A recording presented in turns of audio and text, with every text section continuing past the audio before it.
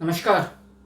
भारतीय इतिहास की वैदिक सभ्यता वाली सीरीज अपनी चल रही है और इस एपिसोड में हम लोग ऐतिहासिक सोर्सेज जो हिस्टोरिकल सोर्सेज थे वैदिक सभ्यता और संस्कृति को जानने के वो कंप्लीट कर चुके थे, लेकिन कुछ भौगोलिक परिवेश हमें समझना जरूरी है। भौगोलिक परिस्थितियाँ कि किस स्थिति में ये सभ्यता इस सभ्यता का उद्गम तो खैर बहुत मुश्किल है बता पाना, और जितना अभी नया रिसर्च सामने आ रहा है उसमें निश्चित तौर पर हड़प्पा सभ्यता और वैदिक सभ्यता को आप अलग अलग करके नहीं देख सकते। ये एक ही संस्कृति के दो दो हिस्से थे, दो भाग थे, और आप इन्हें ऐसा भी नहीं कह सकते कि जी ये इस काल में रहा, ये इस काल में रहा, ये यहाँ इस प्रदेश में रहा, ये इस प्रदेश में रहा।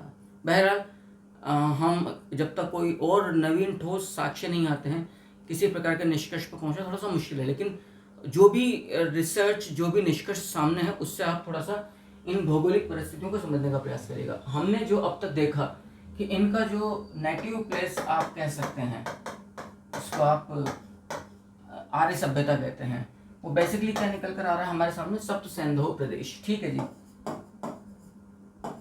अब आप इन्हीं को थोड़ा सा, क्योंकि प्रॉब्लम ये है ना कि हम लोग एकेडमिक एग्ज़ाम की तैयारी नहीं कर रहे हैं कि आप मतलब बैचलर डिग्री या पोस्ट ग्रेजुएशन वाला, उसके लिए नहीं तैयारी कर रहे हैं।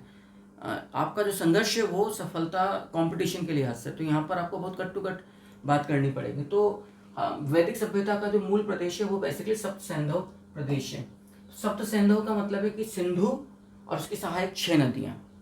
क्लियर है? सिंधु और उसकी सहायक 6 नदियाँ, क्योंकि आप याद करिए जब मैंने आपको वैदिक सभ्यता से पहले एक अध्याय पढ़ा था कि जिसमें कल्चरल क्रोनोलॉजी है प्री हिस्ट्री से लेकर बुद्ध युग तक, मैंने आपको उत्तर पश्चिम में जो सीमांत प्रांत है भारत का उसकी एक टेरिटोरिकल या ज्योग्राफिकल करेक्टरिस्टिक्स की बात मैंने आप लोगों से करी थी। तो जो सप्त सिंधु प्रदेश की जो बात आती है इसमें पंजाब वाला एरिया भी आ गया जिसको हम पंचपानी प्रदेश भी कहते हैं। तो यहाँ की जो सबसे प्रमुख नदी है वो नदी है, याद रखिएगा, सबसे प्रमुख नदी सिंधु नदी है। चिनाब जो नदी इसको असिकनी कहा गया है। दूसरी जो नदी आती है वो है चिनाब, और चिनाब का जो वैदिक उच्चारण या नामकरण वैदिक उल्लेख जो हमें प्राप्त होता है चिनाब नदी का वो असिकनी है। ठीक है।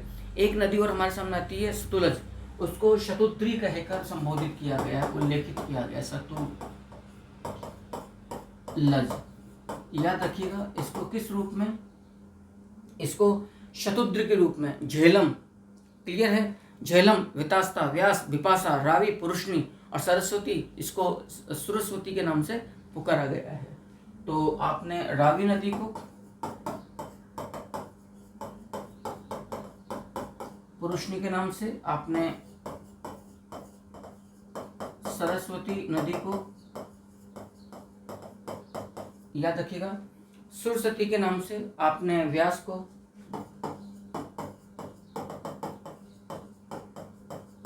विपाशा के नाम से, और आपने झेलम को वितास्ता के नाम से संबोधित किया है। तो ये कुल 7 आई थिंक पूरी हो गई है। 1 2 3 4 5 6 7, ये कुल 7 प्रमुख नदियां हैं। अब देखिएगा इनमें नो डाउट कि सिंधु नदी जो है वो बहुत प्रमुख नदी में से एक है। अच्छा, बड़ा आश्चर्य है कि ऋग्वेद में गंगा यमुना का जो उल्लेख है जनरली वो बहुत कम प्राप्त हो रहा है। राजस्थान की एक प्रमुख नदी है मध्य प्रदेश और राजस्थान की, जिसको आप चर्मण्यवती या चंबल नदी कहते हैं, इसका भी उल्लेख आपको ऋग्वेद से प्राप्त होता है। क्लियर? अब सबसे महत्वपूर्ण बात है कि जो रावी का जो उल्लेख आपको प्राप्त हो रहा है इसका महत्व कितना अधिक है रावी का, इस बात को आप लोग देखिएगा। भारतीय इतिहास का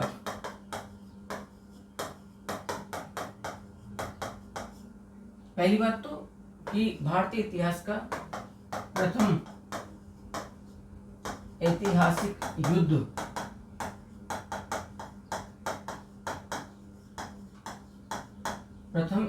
युद्ध आप लोग जानते हैं वो है दशराज्य युद्ध। ठीक है जी, दशराज्य युद्ध, जिसको कि हम 10 राजाओं के युद्ध के नाम से भी पुकारते हैं। तो ये 10 राजाओं का युद्ध, तो हमें ये बात समझनी होगी कि ये जो युद्ध लड़ा गया था ये रावी नदी के किनारे पे लड़ा गया था। एक तो ये इसका बड़ा ही हिस्टोरिकल सिग्निफिकेंस निकल रहा है, और जो दूसरा इसका सबसे महत्वपूर्ण जो सिग्निफिकेंस निकल रहा है, सबसे महत्वपूर्ण, पहला तो रावी का इस रूप में निकल कर आ गया, और जो दूसरा निकल रहा है रावी का वो क्या है कि दिसंबर 1929 ईस्वी में, ठीक है, यहाँ पर बड़ा ऐतिहासिक कांग्रेस का वार्षिक अधिवेशन का आयोजन हुआ था। कांग्रेस का वार्षिक अधिवेशन, और ये कुछ मायनों में बड़ा ही हिस्टोरिकल था, क्योंकि यहाँ पर पहली बार एक तो जो पंडित जवाहरलाल नेहरू कांग्रेस के अध्यक्ष निर्वाचित हुए थे, अध्यक्ष पद पर कौन चुना गया ये इंपॉर्टेंट नहीं था, अध्यक्ष पद से क्या घोषणा हुई, क्या उद्घोष हुआ, क्या निर्णय लिया गया, that was more important rather than other things. Jawaharlal Nehru को पहला कांग्रेस अध्यक्ष बनने का सौभाग्य प्राप्त हुआ, जिन्होंने कांग्रेस का लक्ष्य याद रखना, पूर्ण स्वराज को कांग्रेस के बैनर तले चल रहे राष्ट्रीय आंदोलन का पूर्ण लक्ष्य घोषित किया था। कांग्रेस का लक्ष्य पहली बार यहीं पर निर्णय लिया गया कि हम 26 जनवरी 1930 को हमारा प्रथम ब्रिटिश भारत का, याद रखिएगा, प्रथम स्वाधीनता दिवस मनाएंगे, यहीं पर यह निर्णय लिया गया।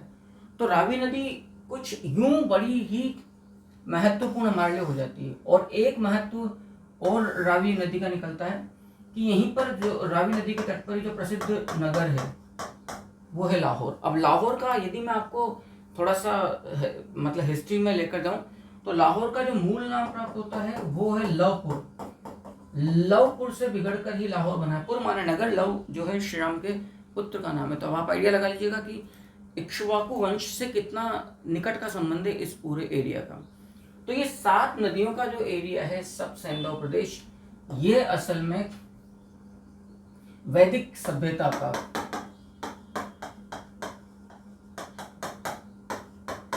आरंभिक स्थल, उद्गम तो नहीं कह सकता हूं, कारण कि ऋग्वेद में इस प्रदेश की बड़ी चर्चा हुई है। तो आपकी सिंधु हो गई, असिग्नी हो गई, चतुर्थी, पुरुषनी, सुरसती, विपाशा और वितास्ता। वितास्ता झेलम। अच्छा एक बात और याद रखिएगा, झेलम को यूनानियों ने जिस नदी से पुकारा है वो है हाइडेस्पीज नदी का युद्ध। ऐसा हाइडेस्पीज नदी का जो युद्ध था वो सिकंदर और पोरस के बीच में लड़ा गया था। यूं भी महत्वपूर्ण है।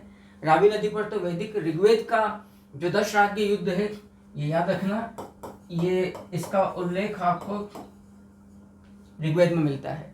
और जब सिंधु की बात चलती है तो सिंधु पर जो प्रसिद्ध ऐतिहासिक युद्ध लड़ा गया 305 ईसा पूर्व में, वो सैल्यूकस निकेटर और मगध के नरेश चंद्रगुप्त मौर्य के मध्य में लड़ा गया था। अब आप यहाँ तक की बात को बहुत अच्छे से विस्तार से देख लीजिए, समझ लीजिए, फिर हम थोड़ा सा और अपनी बात को आगे बढ़ाते हैं। कुछ और जो ऋग्वेद में उल्लेखित नदियां हैं उनके बारे में मैं आपसे और चर्चा करूंगा।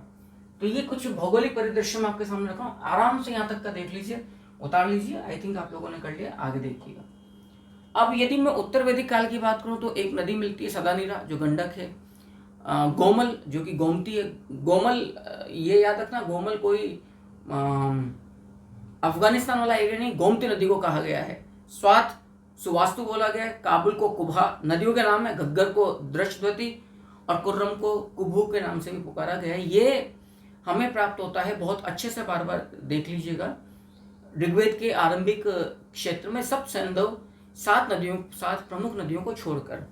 अब ये इसलिए जरूरी भाई, कारण कि मैं फिर बोल रहा हूँ, जितना आप सतही एग्जामिनेशंस की तैयारी करते हो आप मोटी मोटी बातें निकाल सकते हो और वहाँ गेस करना बड़ा आसान है। लेकिन जब आप यूपीएससी टारगेटेड एग्जाम्स को, या मैं नेट जेआरएफ की बात करूं, तब आपको बिल्कुल समझ लीजिएगा कि हजारों मीटर गहराई में डुबकी लगाने के बाद, कई कई घंटों की खाक छानने के बाद, समुद्र की तलहटी में डाइव लगाने के बाद फिर आपको कोई एक मोती मिलता है, कई कई दिनों की यात्रा, ये वो कॉम्पिटिशन्स होते हैं।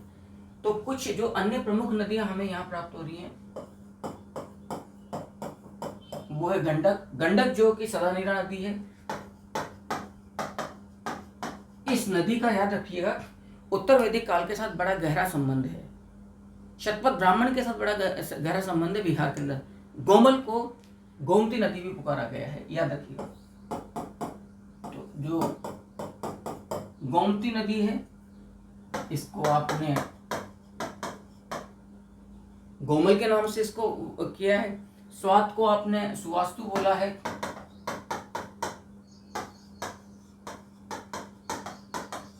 याद रखिएगा, स्वात नदी को हमने सुवास्तु। काबुल को, अच्छा काबुल यहाँ पर कोई प्रदेश नहीं है जो हम लोग अफगानिस्तान में मान के चलते हैं। यहाँ काबुल का मतलब वो नहीं निकल रहा। घग्गर, दृष्टवती, कुर्रम को कुबू कहा है आपने।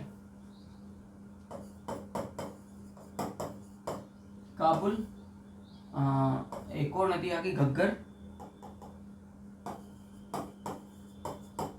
और आपके सामने घग्गर बड़ा ही इंपॉर्टेंट है क्योंकि आगे जाकर आप लोग वर्तमान में, घग्गर असल में सरस्वती की सहायक नदी है घग्गर जो है, और यहीं पर आपको हड़प्पा कालीबंगा प्राप्त होता है। ये सहायक नदी दृष्टवती, घग्गर, सरस्वती की। काबुल को आपने कुबहा के नाम से किया है। और जो नदी आपको प्राप्त हो रही है एक और कुर्रम,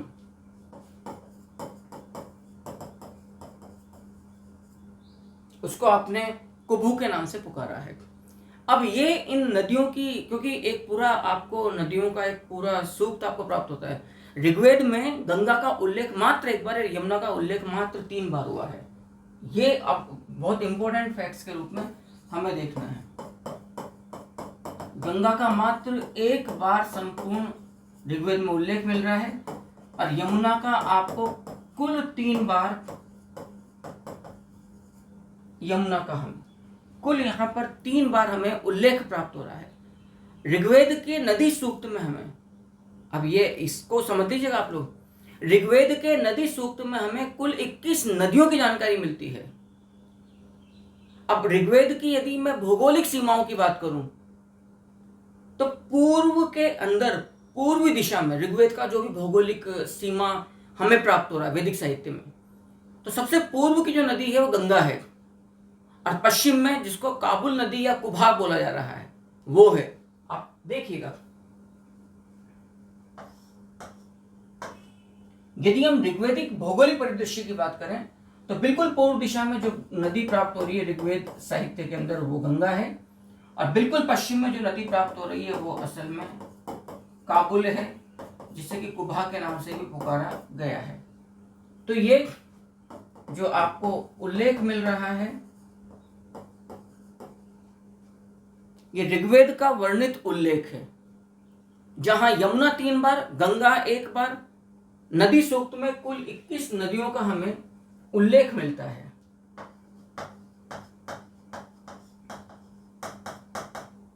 नदी सूक्त में याद रखिएगा कुल 21 नदियों का उल्लेख आपको प्राप्त हो रहा है, कुल 21 नदियों का। अब ये बड़े ही पिंड करने वाले या हाईलाइट करने वाले फैक्ट्स हैं। यमुना हो गई, सरस्वती, सतलज, रावी, झेलम, सिंधु, गंगा, और आपके काबुल। अब काबुल तो असल में सबसे पश्चिम की हो गई, ठीक है। तो ये समझ लीजिएगा कि गंगा से लेकर गंगा जो पूर्व दिशा की नदी है और काबुल जो पश्चिमी दिशा की नदी है, इसके बीच का जो मध्य देश है, इसी को सारा मध्य देश कहा है। ये बात भी याद रखना, ऋग्वेद के अंदर ये सारा मध्य देश है, जिसकी प्रमुख नदियां यमुना, सरस्वती हो गई, आपकी चंबल हो गई, आपकी सिंधु हो गई, सरस्वती हो गई, वितास्ता हो गई, व्यास हो गई, सारी नदियां फिर बीच की नदियां हैं। ऋग्वेद में 2 नदियां समुद्र में गिरने वाली बताई गई हैं, 2 नदियां, सिंधु और सरस्वती। याद रखिएगा, समुद्र में जाकर मिलने वाली नदियां,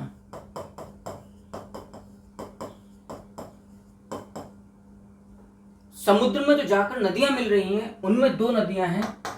एक नदी तो हो गई सिंधु, और याद रखिएगा एक नदी हो गई आपकी सरस्वती। 21 कुल नदियां हमें नदी सूक्त में मिल रही हैं, और दो नदियां ऐसी हैं, सिंधु और सरस्वती, जो आपको समुद्र में जाकर प्राप्त हो रही हैं, मतलब मिल रही हैं। यदि मैं एक ब्राह्मण ग्रंथ शतपथ ब्राह्मण की बात करूं तो उसमें आपको विदेह माधव की एक कथा प्राप्त होती है कि किस प्रकार से उसने मतलब विदेह माधव ने विश्वेश्वर अग्नि के द्वारा वनों को साफ किया, वनों को जलाया, और इस प्रकार से जो वैदिक आर्य सभ्यता थी उसका प्रसार सदा निरा गंडक नदी तक हुआ है। आप याद करिएगा, यदि मैं इस मैप की बात करूं तो वर्तमान यूं आप लोग समझने का प्रयास करेगा इस बात को। ये काबुल के अंदर जो नदी बह रही है ये है आपके कुबा, काबुल नदी, और यहां जो आपके प्रवाहित हो रही है ये है गंगेटिक यानी कि गंगा। तो जो नदी सूक्त है ऋग्वेद का,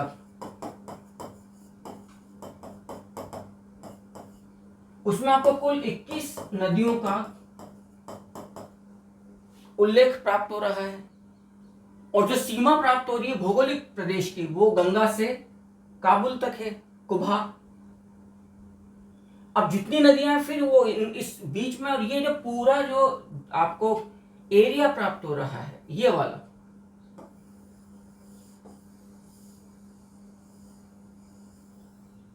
ये फिर पूरा एरिया आपका ऋग्वेद में कहला रहा है मध्य देश।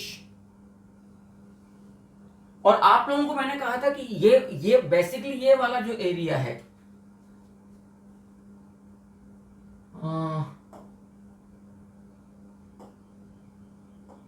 प्रमुखता से मैं यदि इस एरिया की बात करूं,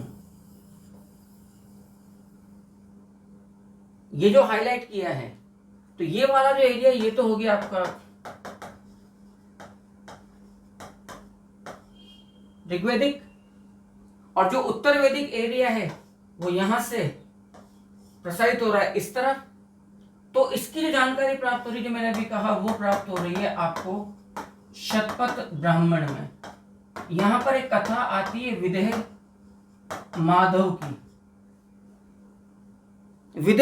की, कि किस प्रकार से अग्नि, वैश्वानर अग्नि इस एरिया से पूर्व की तरफ, अब पूर्व में गंगा से भी परे जो फिर एक नदी आपको यहां प्राप्त हो रही, सदा नीरा, गंडक,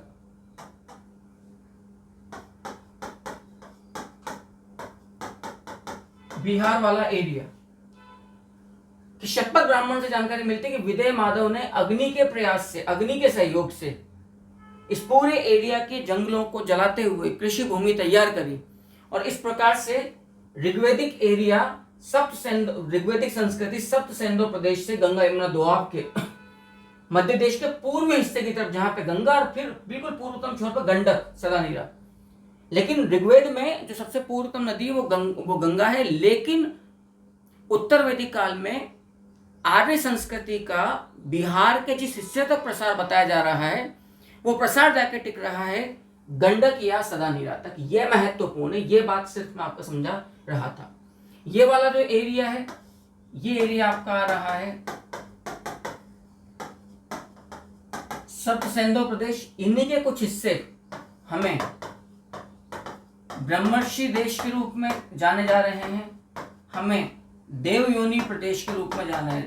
देवयोनि प्रदेश तो वो जो मुल्तान के निकट जो देविका नदी है, आप उस एरिया को मानकर चल सकते हैं। तो मैं उम्मीद करता हूं कि जो भौगोलिक परिदृश्य मैंने ऋग्वेद का आपको समझाने का, ऋग्वेद या उत्तर वैदिक काल का समझाने का प्रयास किया, आपको बखूबी समझ में आया होगा।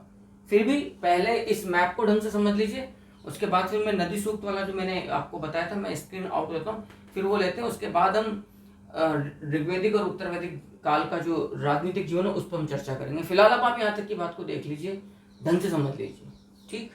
इसके बाद आई थिंक ये आपने कर लिया है, और अब आप ये वाला हिस्सा भी देख लीजिए, समझ लीजिए। फिर मैं आपके सामने जो ऋग्वेदिक काल का, उत्तर वैदिक काल का जो राजनीतिक जीवन है उसकी हम आपसे चर्चा करेंगे। पॉलिटिकल ऑर्गेनाइजेशन देखिएगा,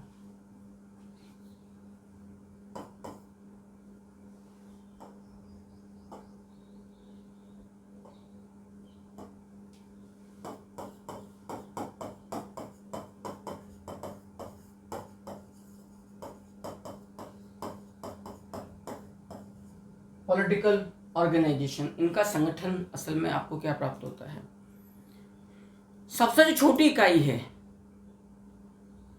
ऋग्वैदिक काल की, वो है असल में कुल, जिसका प्रधान कुलप कहला रहा है। कुल यानी कि एक गोत्र से संबंधित कई लोग। यद्यपि ऋग्वेद में मातृपक्ष और पितृपक्ष दोनों के लोग सामूहिक रूप में रह रहे हैं, मातृकुल और पितृकुल के लोग, और इनकी पहचान गोत्र से हो रही है। ये सबसे छोटी इकाई है उस समय की जो राजनीतिक और सामाजिक संगठन था, जिसका प्रधान कहला रहा है कुलप। विभिन्न कुल मिलकर एक ग्राम का निर्माण कर रहे हैं, जिसका अधिकारी ग्रामणी। अच्छा, यहाँ पे ग्राम, सार्थ, व्रात, ये जो शब्द हैं ये सैन्य टुकड़ियों से भी संबंधित है। संभवतः जो ग्रामीण है वही सेनानी रहे होंगे, वही सैनिक रहे होंगे। ग्राम से ऊपर जो इकाई है वो है विश, जिसका अधिकारी है विशपति। विश से जो ऊपर की जो इकाई है वो है जन, जिसका अधिकारी है जनस्य गोपा, जो कभी कभी राजा के नाम से भी संबोधित किया जा रहा है। अब जैसे यहां पर जन के बारे में आता है भरत जन, पंच जनाः जन, और फिर जन से ऊपर विभिन्न जन मिलकर महाजनपद और फिर राष्ट्र का निर्माण कर रहे हैं। तो ये एक राजनीतिक संगठन हमको यहां प्राप्त होता है। जरा एक बार देखिएगा। सबसे छोटी इकाई हो गई कुल, के ऊपर हो गया ग्राम, के ऊपर हो गया विश, के ऊपर हो गया जन, के ऊपर हो गया महाजनपद, और फिर हो गया आपका राष्ट्र। क्लियर है? तो आप इसको इस क्रम में देख लीजिएगा, जो ऊपर से नीचे तक। तो कुल का जो अधिकारी है वो है कुलप, ग्राम का जो अधिकारी है वो है ग्रामणी, विश का जो अधिकारी है वो है विशपति, जन का जो अधिकारी है वो है जनस्य गोपा या राजा। महाजनपद जो बड़े बड़े राज्य हैं, इनमें भी राजा कह सकते हैं, महाराजा कह सकते हैं। और राष्ट्र में फिर ये सबसे बड़ी संकल्पना है, जहां पर चक्रवर्ती सम्राट, इस तरह के सम्राट जैसे पद आपके सामने आते हैं। कई सारे छोटे छोटे उसमें महाजनपद राज्य होंगे। अब आप यदि राष्ट्र की संज्ञा दी जाए तो उस जमाने में मगध जैसे सबसे शक्तिशाली महाजनपद को भी राष्ट्र नहीं बोला गया राष्ट्र के रूप में, तो फिर वो भारत भूमि ही आती, जिसके अंदर कई प्रकार के महाजनपद वगैरह रहे हैं। तो सबसे बड़ी जो इकाई है वो यहाँ पर पॉलिटिकली ऑर्गेनाइज्ड आप कह सकते हो महाजनपद। अब आप यदि 6ठी शताब्दी ईसा पूर्व तक आए, उत्तर वैदिक काल में 6th सेंचुरी BC, क्लियर है? तो इसमें आपको कुल 16 महाजनपद प्राप्त हो रहे हैं। कुल 16 महाजनपद हमें यहां पर प्राप्त हो रहे हैं, और इन 16 महाजनपदों में जो सबसे शक्तिशाली महाजनपद है वो मगध है। और अब आप नोटिस करना इस बात को, मगध जो है वो पूर्वी भारत का हिस्सा है जो आज बिहार में है, जो बेसिकली उत्तर वैदिक काल में जाकर आर्य सभ्यता के रंग में रंग रहा है। अब चाहे काशी हो गया, चाहे अवंती हो गया, चाहे वृज्जी हो गया, चाहे आपका मगध हो गया, इनमें से एक भी प्रदेश जहां ऋग्वैदिक सभ्यता का मूल प्रदेश नजर आ रहा है, सप्तसेन ब्रह्मर्षि नहीं, वहां गंधार कंबोज जो शक्तिशाली थे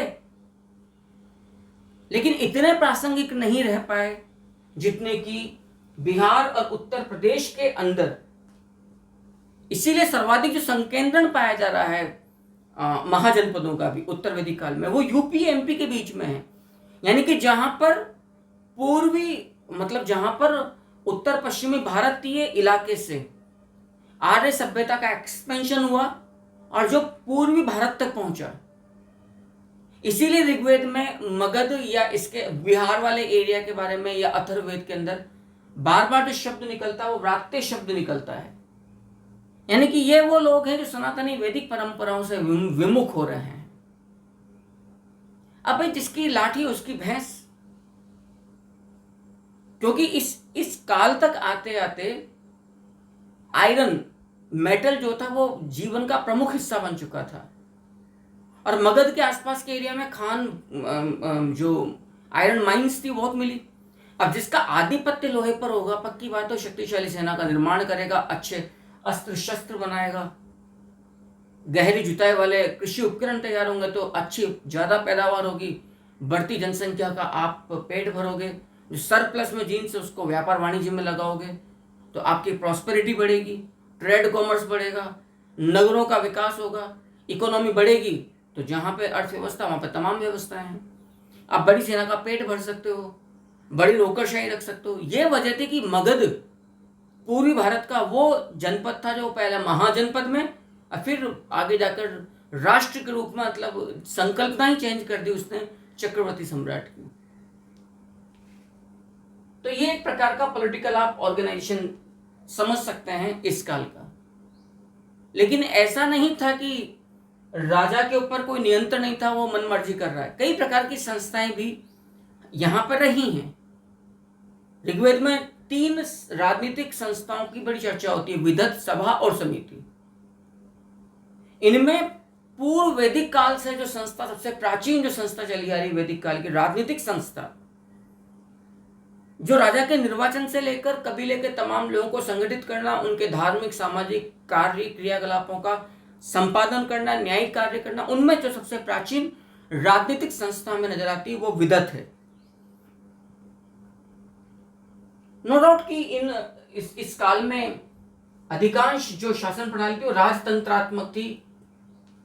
2-3 को छोड़ दें तो हमें वो गणतंत्रात्मक नजर आती है। अब जैसे कंबोज की बात की जाए, आगे जाकर जब चाणक्य का काल, मौर्य काल आएगा तो चाणक्य के काल तक आते आते कंबोज वो महाजनपद था हमें जो राजतंत्र से गणतंत्र में परिवर्तित होता नजर आ रहा है। लेकिन फिलहाल मैं 6वीं शताब्दी ईसा पूर्व की बात नहीं कर रहा हूं, मैं तो वैदिक काल में हूं। तो वैदिक काल के प्रमुख राजनीतिक संगठन आपके सामने आते हैं। इनको ठीक से एक बार मैं स्क्रीन आउट होता हूं, नोट कर लीजिए, यहां तक का समझ लीजिए और ठीक से उतार लीजिए। इसके बाद फिर हम इसी राजनीतिक संगठन को कुछ और आगे बढ़ाएंगे, देख लीजिए। आगे चलते हैं। तो शासन प्रणाली की मैं अभी सिर्फ वैदिक काल की बात कर रहा हूं, इस बात को आप लोग बहुत अच्छे से समझ लीजिएगा। तो वैदिक काल के अंदर जो शासन प्रणाली थी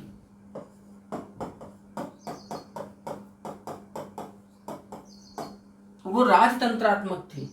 यानी कि जो जन का मुखिया है वो जनस्य गोपा अर्थात राजा कहला रहा है। अब जनस्य गोपा के रूप में एक जो देवता का नाम आता है वो है वरुण, जिसको आप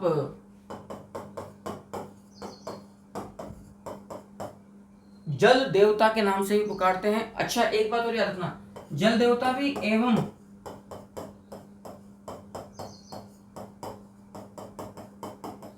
इसको ऋत का संयोजक देवता भी कहते हैं। मेरा यह मानना है कि यदि ऋत की ऋग्वैदिक संकल्पना को यदि आज भी हम साकार कर दें, हालांकि ये हमेशा प्रासंगिक रहेगी, अपरिहार्य रहेगी। आज भी वैश्विक जो अराजकता, जो उथल पुथल का दौर है, जिसमें ऋत को हम स्थापित करने का प्रयास करें, संभवतया किसी प्रकार का अराजक दौर बचेगा ही नहीं, कारण ही नहीं बचेगा। देखो, मैं समझिएगा इस बात को, थोड़ा सा मैं विषय से भटक रहा हूं, लेकिन अब चूंकि प्रसंग आ रहा तो मैं सामने ले रहा हूं। मैं राजनीतिक संगठन पर ही हूं, क्योंकि व्यवस्था वही बिठाएगा जिसके पास सत्ता होगी। शांति की बात सिर्फ कायर ही करते हैं, शक्तिशाली शांति को स्थापित करने के लिए प्रयास करता है। ये जुबान जाने वाली जो बात है ना, ये राजनीति की थिंकर्स, इनसे काम नहीं चलता है।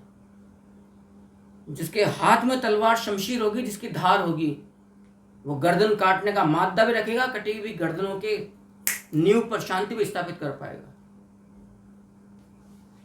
ऋत असल में एक प्राकृतिक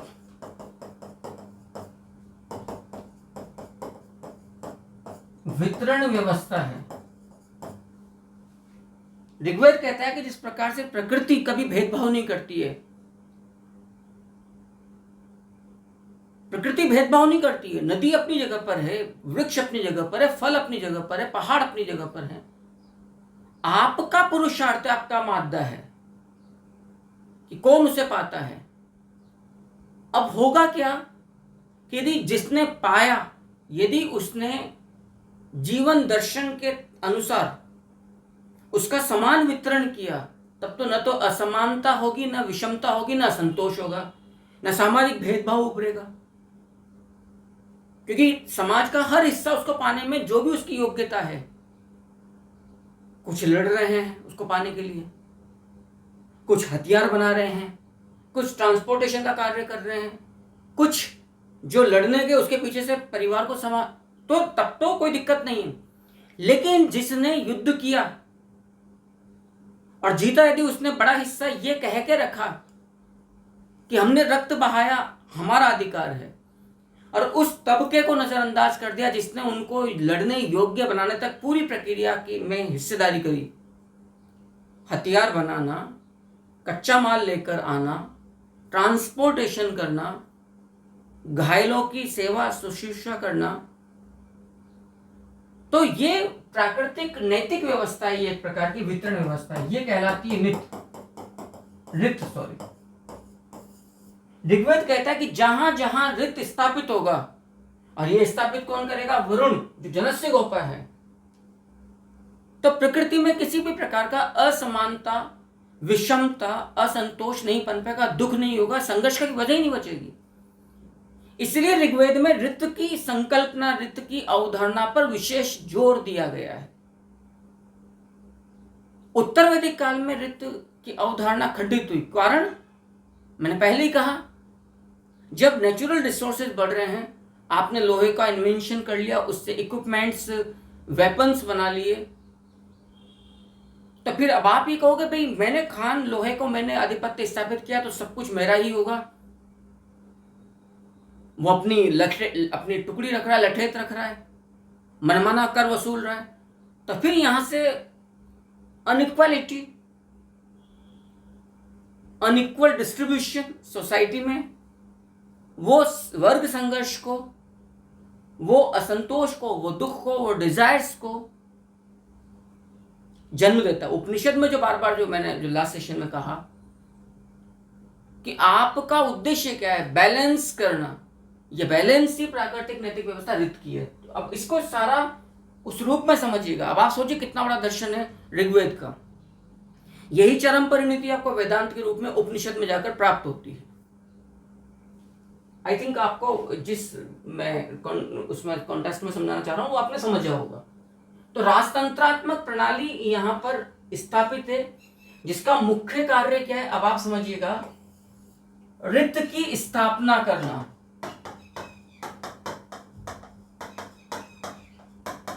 क्योंकि ऋत की स्थापना ही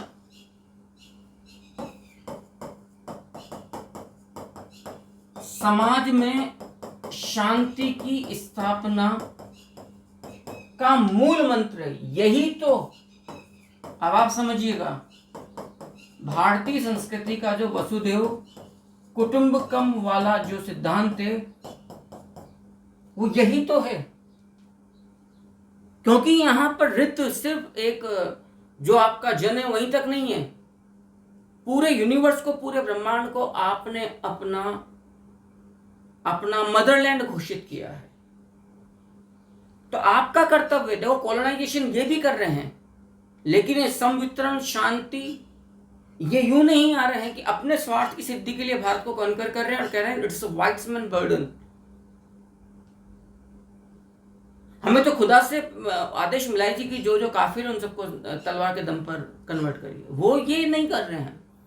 इनका इंपीरियलिज्म अलग तरह का है। They were trying to spread peace and जिसको आप कहते हैं प्रॉस्पेरिटी। ये मूल अंतर है, यही भारतीय संस्कृति का। तो राजा का यहाँ जो कर्तव्य है वो है समाज में शांति की स्थापना करना। तो राजा निरंकुश नहीं हो सकता था, निरंकुश होते ही उसके ऊपर 3 समितियां, विधत, सभा, समिति, निगाहें गड़ाए बैठे हैं। आपके ऊपर एक धर्म का, नैतिक दंड का भी भय है। आप याद करिए, अभी संगोल की जब बात आई थी,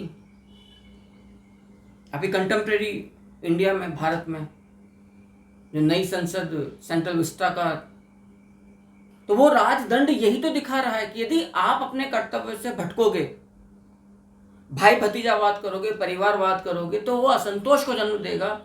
उसमें आपका तो पता नहीं सी, तुम्हारा तो कुछ नहीं, लेकिन राष्ट्र बर्बाद होगा। तो राजा का यहाँ जो नैतिक कर्तव्य बताया जा रहा है ऋग्वेद में, वो है टू एस्टेब्लिश रित की स्थापना कीजिए। इससे वसुदैव कुटुंबकम की भावना साकार होगी। क्लियर? तो शासन प्रणाली है राजतंत्रात्मक, लेकिन ये राजा यहां पर राजपद वंशानुगत नहीं था। कारण यदि उसके ऊपर तो कंट्रोल है जिन संस्थाओं का, यदि ये रित की स्थापना नहीं कर रहा है, ये भेदभाव कर रहा है, तो उसे हटा दिया जाएगा। उसके कार्यों के सहयोग के लिए पुरोहित, सेनानी, ग्रामणी जैसे अधिकारी आरंभिक काल में राजा की एक तरह से आप कैबिनेट या ब्यूरोक्रेसी कहें, तो पुरोहित जो उसको धर्म सम्मत तरीके से निर्णय लेने के लिए निर्देशित करे, सेनानी जो युद्ध में जो गलत कार्य कर रहे हैं उनको सही रास्ते पर लाने के लिए दंड की व्यवस्था, युद्ध क्षेत्र में जो सैन्य बल का नेतृत्व कर रहे हैं, और ग्रामणी जो समाज में रहकर ग्रामवासियों, विश्व जन, सामान्य जन के बीच में राजा के आदेश को, जो उसका कर्तव्य रित की व्यवस्था, वही ग्रामणी कर रहा है। असमानता ना फैले, असमान धन का वितरण ना हो, शांति स्थापित रहे, सब मिलजुल कर रहे, एक दूसरे के साथ संपूरक रूप में, जैसे घड़ी के सारे कलपुर्जे एक के साथ एक काम करते हैं। एक भी कलपुर्जा खराब हो जाए तो पूरी मशीन बर्बाद है। आई थिंक इस सेशन में आपको ये बात बड़ी गंभीरता से, सहजता से मैं समझाने में सफल रहा हूँ।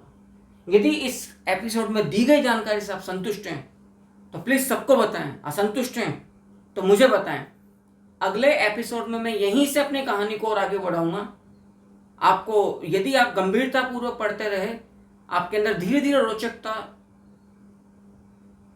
जागृति आएगी, एक प्रकार का फियर जो होता है हिस्ट्री का वो दूर होगा।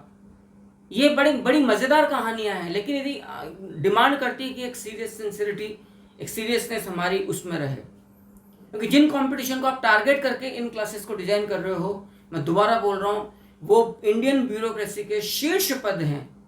दे आर पॉलिसी मेकर्स। धन्यवाद।